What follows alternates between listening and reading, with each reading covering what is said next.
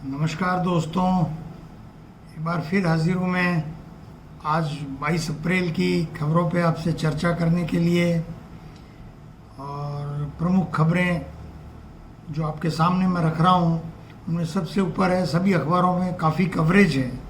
मुख्यमंत्री का 3 दिन का शेखावाटी का दौरा कल समाप्त हो गया और वो जयपुर लौट आए। और कल उन्होंने चूरू में राजेंद्र राठौड़ के 70 साल की आयु हो जाने पर उनके जन्मदिन पे आयोजित सभा को संबोधित किया और मलसीसर हेडवर्क्स पे जो एक बहुत बड़ा डैम और तालाब है पीने के पानी के लिए, उसका निरीक्षण किया।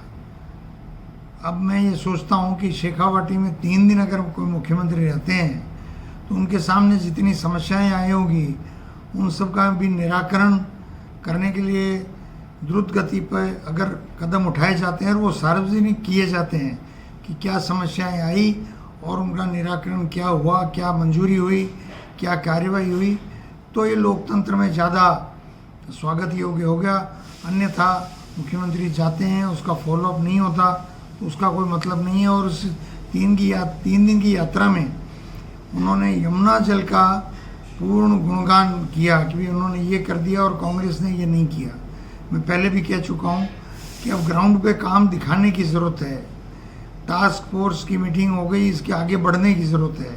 उसका रोड मैप जनता को बताने की ज़रूरत है कि आप अब किस किस महीने में क्या क्या करेंगे, किस किस क्वार्टर में क्या क्या करेंगे और किस तारीख तक कौन सा काम शुरू हो जाएगा। उसके बिना आपका ये बार बार गीत गाना लोगों के लिए बोरिंग हो जाएगा। एक बड़ी खबर बालोतरा से है। आपको याद होगा 2-3 साल पहले एक वहाँ कमलेश प्रजापति करके वो था अपराधी और गैंगस्टर था, उसकी एनकाउंटर हुआ और सीबीआई की जांच हुई। कांग्रेस की एक विधायक मदन प्रजापत ने मांग की थी, तत्कालीन सरकार ने सीबीआई को जांच दी और सीबीआई ने सीबीआई कोर्ट में क्लोजर रिपोर्ट पेश कर दी कि भाई वो एनकाउंटर प्रमाणित नहीं हुआ। लेकिन सीबीआई कोर्ट जोधपुर ने उस क्लोजर रिपोर्ट को रद्द कर दिया है, खारिज कर दिया है और 2 एसपी और 24 पुलिस वालों तथा बायतू के विधायक हमारे हरीश चौधरी जी की भूमिका की दोबारा जांच करने के लिए सीबीआई को निर्देश दिया है। ये खबर है। अब कांग्रेस के लोगों को इसमें कुछ नहीं कहना है, कानून अपना काम करेगा और एनकाउंटर हुआ है नहीं हुआ है जो भी होना है सामने आ जाएगा। सीबीआई बातें हैं कि सीबीआई ने उसके बयान नहीं लिए, उसके बयान नहीं लिए। उसके परिवार के जन के लोग हैं जो इस बारे में सीबीआई कोर्ट में गए हैं। एक खबर आई है कि एनडीए का अध्यक्ष अब होगा। 11 साल एनडीए बने हुए हो गए मोदी जी के आने के बाद। पहले वाजपेयी जी के टाइम भी एनडीए था, उसके संयोजक जॉर्ज फर्नांडिस हुआ करते थे। अब कहते हैं कि एनडीए का अध्यक्ष राजनाथ सिंह या अमित शाह बनेंगे। अभी एक भाजपा की अपनी एक रणनीति है, क्योंकि अब वो चलते चलते चंद्रबाबू नायडू और नीतीश कुमार अपना रुख दिखाते हैं, तो शायद इसलिए एनडीए बनाने की ज़रूरत महसूस कर रहे होंगे कि बहुमत की सरकार नहीं है। हमारे उपराष्ट्रपति धनखड़ जी ने पिछले दिनों सुप्रीम कोर्ट को जब कह दिया था कि ये सुपर संसद है तो काफ़ी कंट्रोवर्सी हुई। अब उन्होंने कहा है कि बजरी पर ही फोकस रहेगा तो देश आगे कैसे बढ़ेगा।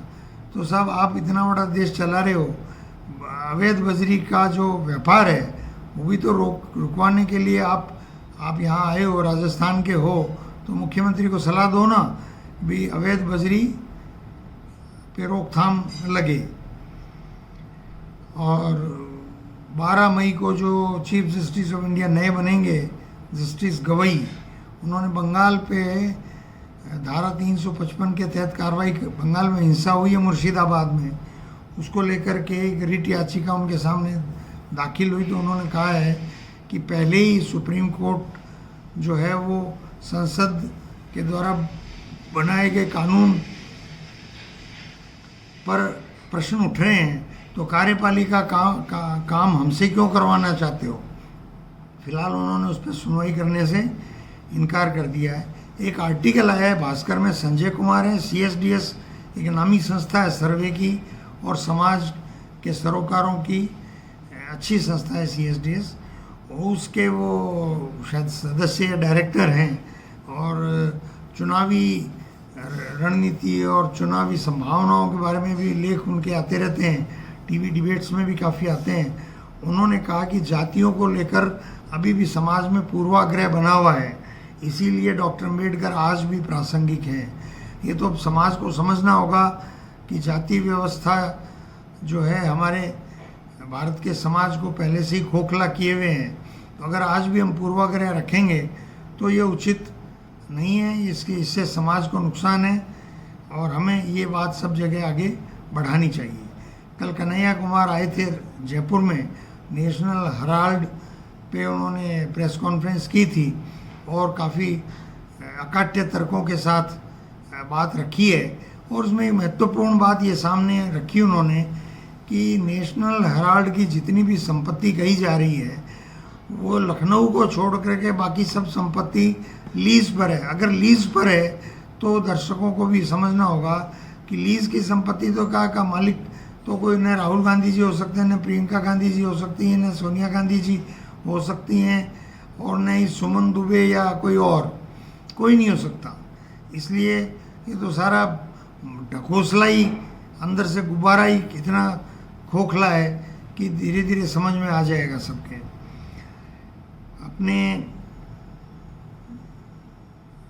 कांग्रेस के नेता और हमारे पूर्व अध्यक्ष और नेता प्रतिपक्ष लोकसभा में राहुल गांधी जी अभी बोस्टन गए हुए हैं।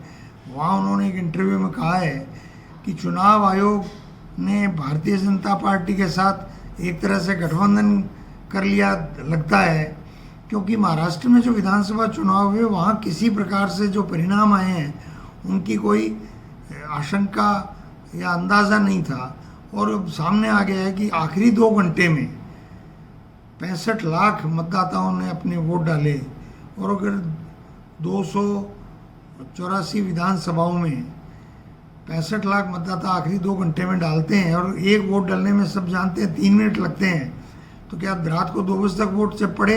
ऐसा तो हुआ नहीं। वीडियोग्राफी मांगी तो चुनाव आयोग ने वीडियोग्राफी नहीं दी। तो फिर ये तो साफ है कि कितने वोट डाले गए इसको लेकर के एक धांधली हो रही है, जिसको लेकर के मुझे लगता है कि कांग्रेस को महात्मा गांधी का रास्ता अपनाना होगा, लंबे सत्याग्रह का कार्यक्रम शुरू करना होगा, जब भी इस तरह की फांसीवाद और मनमानी से हम मुकाबला कर पाएंगे। ऐसा मेरा निजी विचार है। एक रिजर्व बैंक ने 10 साल से बड़े जो नाबालिग हैं, 18 साल के बाद अकाउंट खोल ही सकते हो आप, लेकिन अब 10 साल उम्र कर दी है, ये नाबालिग भी अपना अकाउंट और आरडी अकाउंट खोल सकते हैं। ये अच्छी सुविधा है, आज के बच्चे सब समझ ही जाते हैं, तो इसलिए उनके जो पेरेंट्स को बनाते हैं और बाद में दिक्कतें आती है, तो ये भी अच्छा कदम है। लेकिन ये परिवारजनों को, पेरेंट्स को समझना होगा कि बच्चे जो हैं वो उसको लेकर के और इतने स्वतंत्र नहीं हो जाएं कि उससे कुछ भी खरीदारी करें, क्योंकि उनकी अपनी कमाई तो 18 साल तक कुछ हो नहीं सकती। तो इसमें ये थोड़ा सा रिजर्व बैंक को भी इसके लिए करना चाहिए गाइडलाइन में कि नाबालिग पैसे निकाले तो पेरेंट्स के हस्ताक्षर हों या पेरेंट्स साथ में हों, इस तरह की व्यवस्था भी साथ में होनी चाहिए। पूरी गाइडलाइन आएगी तो पता चलेगा कि इसकी क्या रेगुलेशंस इन्होंने बनाए हैं। हमारे विद्युत कंपनियों को लेकर के भी एक खबर आई है कि एक तरफ तो पहले आरईआरए ने निर्णय किया था कि भाई 2663 करोड़ रुपए उपभोक्ताओं को रिफंड करने हैं, और अब आया है कि 3168 रुपये वसूल करने हैं फ्यूल सरचार्ज के नाम पे। हाँ ठीक है, संवैधानिक रूप से आरईआरए निर्णय करती है, डिस्कॉम या राजस्थान सरकार या कोई भी राज्य सरकार अपने स्तर पे निर्णय नहीं करती। राजस्थान इलेक्ट्रिसिटी रेगुलेटरी अथॉरिटी है, उसके सामने रखना पड़ता है, पर वहाँ भी तो रिटायर्ड अधिकारी ही अध्यक्ष और मेंबर बनते हैं। तो ये क्या खेल चलता है, वर्षों से चलता है, कोई आज का नहीं है। पिछली सरकार में था, उससे पिछली में भी, उससे पिछली में भी, जब से 2002-2003 में वाजपेयी गवर्नमेंट ने ये इलेक्ट्रिसिटी रेगुलेटरी अथॉरिटी बनाई और डिस्कॉम्स बनाए हैं, तब से ये घालमेल, पहले तो लगता था कि चलो ये इम्पार्शियल होगा, अब तो ये सब सरकार के नियंत्रण में ही है, इसलिए इसमें कोई पारदर्शिता ज़्यादा दिखाई नहीं देती है। यूएनओ ने बड़ी चेतावनी दी है और लाचारी भी बताई है कि साइबर क्राइम जो है वो बढ़ता ही जा रहा है, ये कैंसर की तरह हो गया है, ये नियंत्रण में नहीं आ रहा है, इसका इलाज ही कोई दिखाई नहीं देता है। अगर यूएनओ ये कह रहा है तो फिर साइबर क्राइम वाले तो रोज़ नए नए तरीके ढूंढते हैं। अभी उपभोक्ताओं को ध्यान रखना है कि अपने बैंक अकाउंट को कैसे सेफ रखें। आपके पास कोई भी, आजकल तो व्हाट्सएप नंबर भी हैक होने लग गए और उस पर जो लिंक आएगी, शादी का कार्ड आएगा, उसको आप खोलोगे तो भी गड़बड़ हो जाएगी। इसलिए आप अननोन नंबर से शादी का कार्ड भी आए तो आप फ़ोन कर लो अपने रिश्तेदार को या मित्र को, भाई कोई शादी है क्या, वो कह देंगे भैया कोई शादी नहीं है। इतना तक भी होने लग गया है, ध्यान रखें। 28 तारीख को खड़गे साहब जयपुर आएंगे, संविधान बचाओ सम्मेलन होगा और सभी कांग्रेस जन जो है उनको इसमें सम्मेलन में आना चाहिए। संविधान खतरे में है, सब अच्छी तरह जानते हैं, समझते हैं, क्योंकि एक तरह से जो डॉक्टर अम्बेडकर ने जो चिंता व्यक्त की थी कि अगर भारत के लोगों ने जो देश का प्रधानमंत्री, राष्ट्रपति या ये जो है इनको भगवान की तरह पूजने लग गए तो वो दुरुपयोग करके इस संविधान का मखौल उड़ा देगा। वो आज हम नरेंद्र मोदी को जो लोग भगवान की तरह पूज रहे हैं वो देश का नुकसान कर रहे हैं, क्योंकि नरेंद्र मोदी संविधान का दुरुपयोग करते हुए अपनी मनमानी कर रहे हैं। आखिरी खबर है कि टोंक के जो एसपी हैं उन्होंने डिस्ट्रिक्ट स्पेशल टीम बना रखी थी एक सब इंस्पेक्टर की अध्यक्षता में, कोई हंसराज मीणा की अध्यक्षता में। वो 11 लोग थे उसमें और ये था कि क्राइम कंट्रोल के लिए डीएसटी टीम जो है वो मूवमेंट करेगी और पूरे टोंक ज़िले में ध्यान रखेगी। लेकिन पता चला एसपी साहब को कि ये जो 11 लोग और वो सब इंस्पेक्टर साहब हैं वो खुद ही अपराधियों से मिल गए और अपराधियों को एडवांस खबर करने लग गए और एक नेक्सस बन गया। तो उन्होंने एसपी टोंक ने ये डीएसटी डिज़ोल्व कर दिए, समाप्त कर दिए।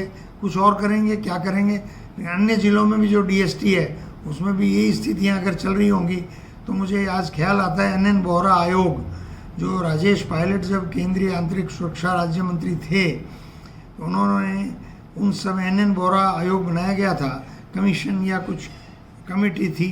तो उन्होंने राजनीतिक नेताओं और अधिकारियों, पत्रकारों और पुलिस अधिकारियों, इनका एक नेक्सस की रिपोर्ट दी थी कि ये सब मिले हुए हैं और मिल कर के ये, मैं ये नहीं कहता कि सभी पत्रकार मिले हुए हैं या सभी अफसर या पुलिस वाले या राजनेता मिले हुए हैं, मतलब NN बोहरा की जो कमेटी थी वो रिपोर्ट उस समय बहुत मांग की गई कि संसद के पटल पर रख दो।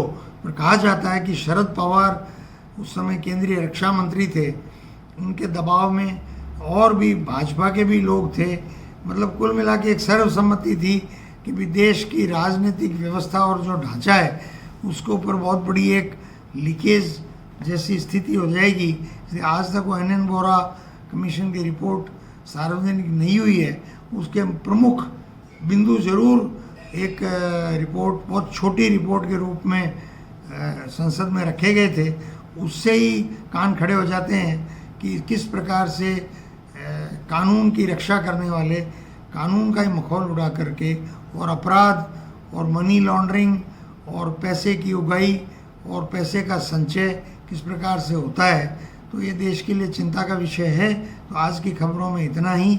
बहुत बहुत धन्यवाद।